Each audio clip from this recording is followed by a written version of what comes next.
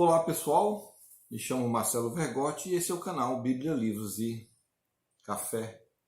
Hoje nós vamos falar a respeito do calendário litúrgico, né? Os anos A, B e C. Como é feita essa divisão e por quê? Então vamos lá. Em nome do Pai, do Filho e do Espírito Santo. Amém. Então, o calendário litúrgico é esse que nós temos seguido durante as missas, né? A igreja, desde o ano que foi criado o calendário, do Concílio de Trento, por volta de 1530, 1545. Então, é mais ou menos nessa data que foi criado, estabelecido esse calendário, e desde lá, então, a igreja vem seguindo ele passo a passo.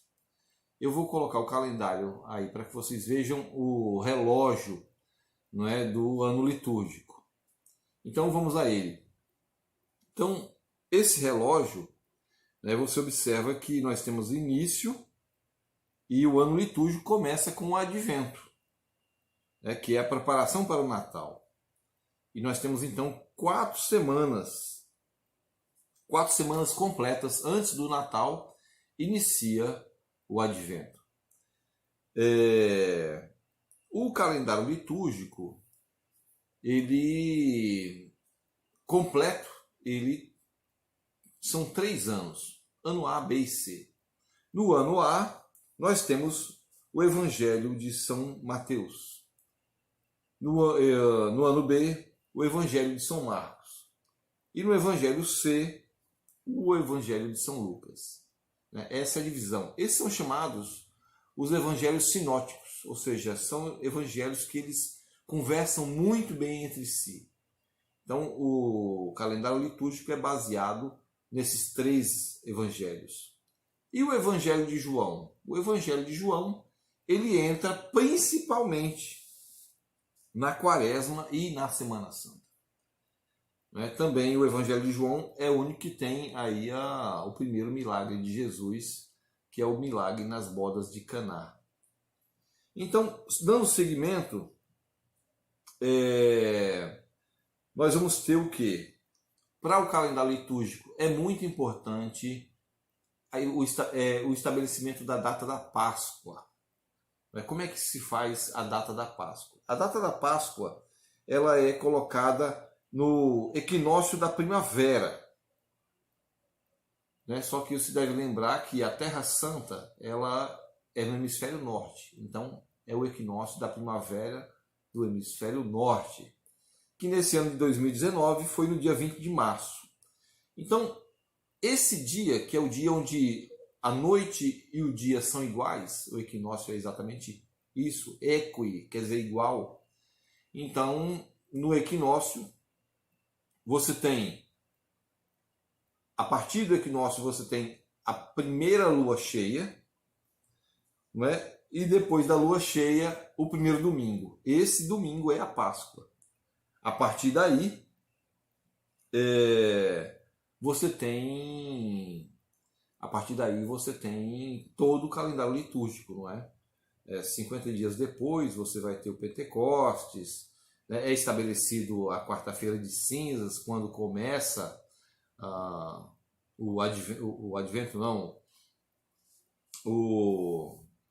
começa a Quaresma, né? Então ela é estabelecida. A Páscoa, ela é primordial para o estabelecimento do ano litúrgico, né? Como eu falei, você marca o equinócio, que nesse ano foi 20 de março, né? No hemisfério norte. Lembre que a Terra Santa é no hemisfério norte.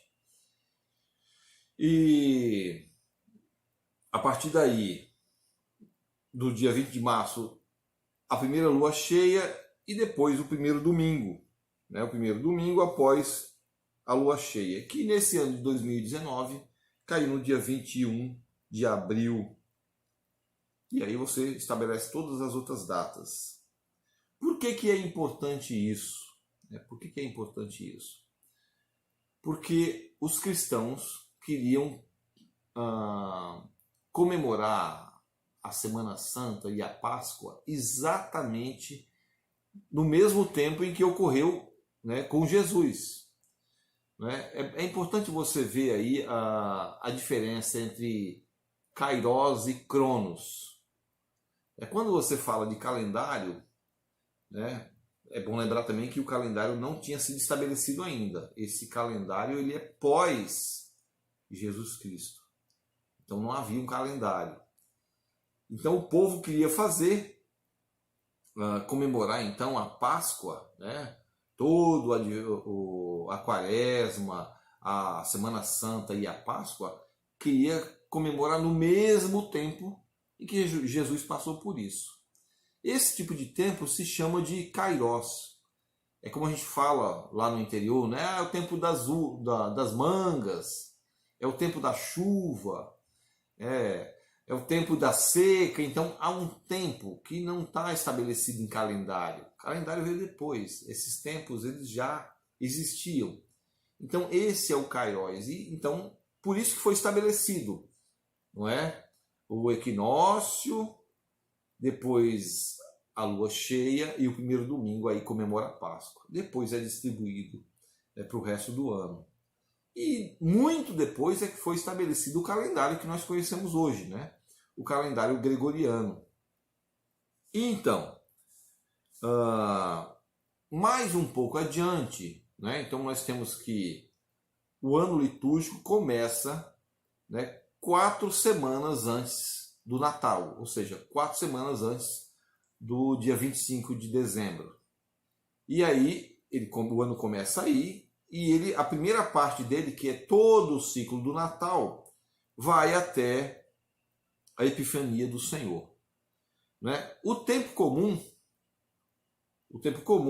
ele inicia já no domingo, onde se comemora o batismo do Senhor. Aí você tem, não é um domingo comum, é uma solenidade, mas ele conta já como o primeiro domingo do tempo comum, que a segunda-feira já é tempo comum. Então, no batismo do Senhor, começa então um curto período, é o primeiro período do tempo comum, um curto período que vai até a quarta-feira de cinzas, que aí já começa todo o ciclo da Páscoa. Na quarta-feira de cinza começa a Quaresma, depois você tem Domingo de Ramos, e seguindo o Tríduo Pascal, né, que é a quinta, sexta, sábado e domingo de Páscoa, e depois todo o período de Páscoa até a Ascensão do Senhor e o Pentecostes. Então esse é um longo período pascal. Então você tem o primeiro período, é o período do Natal, depois vem um curto período comum, um tempo comum, e depois um ciclo da Páscoa, que vai então da quarta-feira de cinzas até o Pentecostes. E aí o ano se encerra, vai terminar o ano litúrgico, começando então na festa da Santíssima Trindade, tempo comum, e segue tempo comum até a festa de Cristo Rei, que é o último dia do ano litúrgico. E aí começa um outro ano. É importante nós salientarmos uma coisa com relação às missas, né? E você entender o seguinte, que elas são estabelecidas com uma hora, né, a partir das 18 horas. Então, só para pegar então o Tríduo Pascal. Né? Se você tem, por exemplo, a Quinta-feira Santa, a Quinta-feira Santa, ela iniciou na quarta-feira às 18 horas. Então, quarta-feira, às 18 horas, começou a quinta-feira. Parece um pouco aquelas coisas dos adventistas, né? Então, a partir das 18 horas já é quinta-feira. Então, a quinta-feira ela vai das 18 horas do dia anterior até as 18 horas do dia de hoje. É quinta. Então, na Quinta-feira Santa você tem de manhã, geralmente você tem a benção dos óleos, dos santos óleos. É óleo, tá, pessoal? Não são óleos, não. É santos óleos, que é o óleo do crisma, não é? É o óleo para fazer a unção dos enfermos, né? Então você tem ali a unção, que é geralmente uma missa onde reúne todos os padres junto do seu bispo, e eles seguem esse rito, que é o óleo que vai servir todas as paróquias durante todo o ano. À tarde, depois das 18, já é sexta-feira. E aí você tem a celebração da instituição da Eucaristia, ou então a missa do lava-pés, como o pessoal costuma dizer. E aí já é sexta-feira. Então, nas 18 horas da quinta-feira santa, a partir dali você já tem a sexta-feira santa, que aí Jesus então institui a Eucaristia, ele faz a última ceia. Na sexta-feira, durante o dia, ele é preso à noite, durante o dia ele é julgado e morto, né? E no sábado, o sábado de Aleluia já começa a partir das 18 horas da sexta-feira. Então você tem todo o sábado, e sábado às 18 horas, a partir daí você já começa uma vigília pascal. É que você deve lembrar que domingo de manhã eles correram até o sepulcro para ver se Jesus ainda estava lá, mas Jesus já tinha ressuscitado. Então, basicamente é isso. Então é importante saber desse detalhe para você entender então um pouco do calendário litúrgico. É interessante que no caso da missa à noite, no domingo, que seria a partir das 18, seria a missa de segunda-feira, mas acaba como o dia do domingo é a dia da Páscoa do Senhor, acaba sendo colocado a mesma liturgia o domingo inteiro. Então esse é um outro ponto muito importante. Dando seguimento, então, nós falamos então do início, o início do calendário litúrgico, que começa 4 semanas antes do Natal. Ele segue, você vai ter o tempo comum a partir do batismo do Senhor e a quaresma estabelecida a partir da Páscoa. Lembre disso. Segue-se então todo o ciclo da Páscoa e entra no tempo comum de novo. E aí vamos falar a respeito então também muito importante do Natal. O Natal é 25 de dezembro. Por que é escolhida essa data? É escolhida essa data exatamente porque nós temos o solstício de inverno. O solstício de inverno na Europa, ou seja, no hemisfério norte, aonde tem a Terra Santa, o solstício de inverno esse ano foi dia 22 de dezembro. O que isso tem a ver? É o dia que tem a noite mais longa. Então, o 25 de dezembro, toda a humanidade está tomada pela escuridão. Toda a humanidade está tomada pela escuridão. As noites são muito longas e a luz é muito pouca. E quando nasce o menino Jesus, no dia 25 de dezembro, no solstício de inverno, a partir dali, os dias começam a ser maiores, ou seja, a luz começa a vencer a escuridão. Gradativamente ela vai assim até o solstício de verão, que é quando o dia é maior do que a noite. É o dia mais longo do ano e mais longo do que a noite, o dia mais longo do que a noite.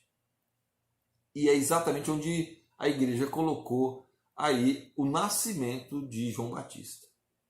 Então você tem esses dois contrapontos. Jesus nasce quando toda a escuridão tomou a terra, e o dia, a luz é muito pequena, e a partir daí a luz vai crescendo, crescendo, crescendo.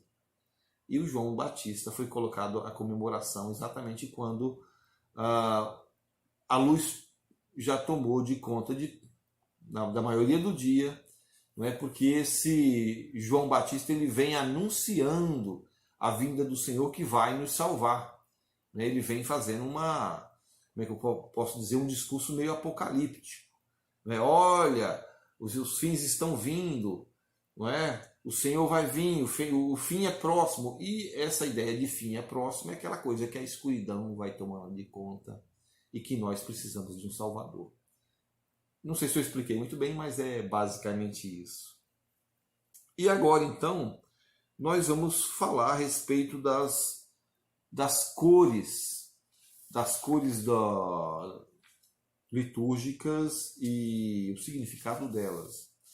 Então você vai ter aí os períodos onde você tem intensidades diferentes, né? Então, no caso da cor verde, a cor verde simboliza a esperança. Então, todo o tempo comum ele é colocado na cor verde.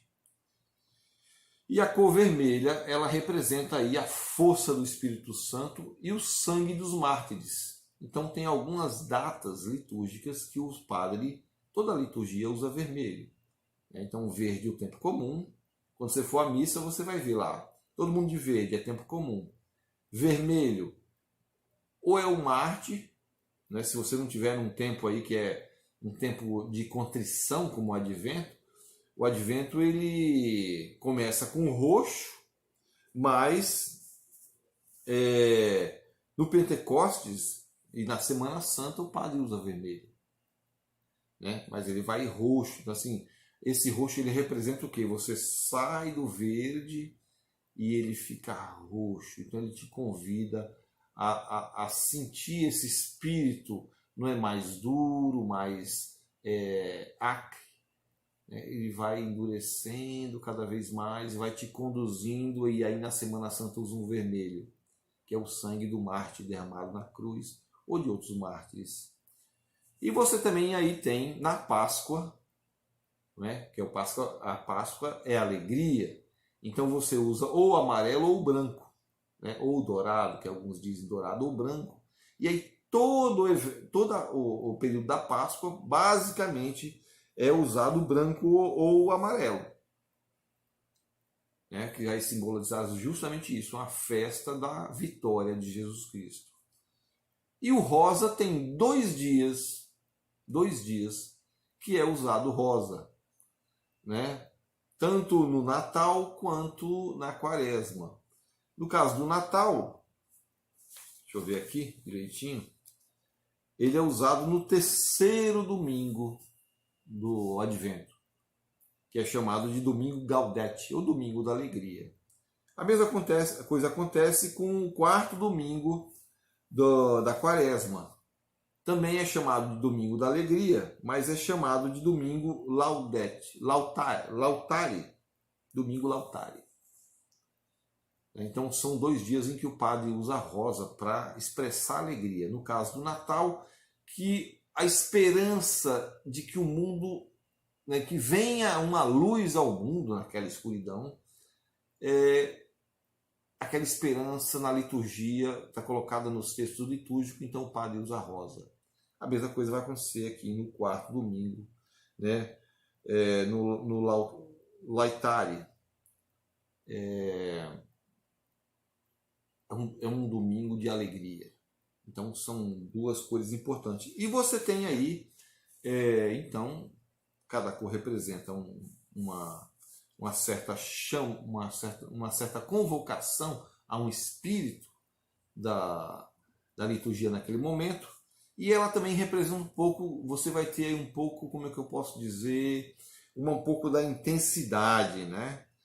Então a cor ela vai representar muito bem isso. Você começa o ano litúrgico no Advento, é uma chamada para uma conversão, você usa roxo, depois você tem a Natividade, você vai usar branco, depois você tem um breve período de domingo comum, depois Quaresma, é um período mais duro, que aí você vai passar todo um período de Quaresma, de quarentena, né, até a Semana Santa, que é vermelho, Páscoa, branco ou amarelo, depois volta no Pentecoste vermelho, não é?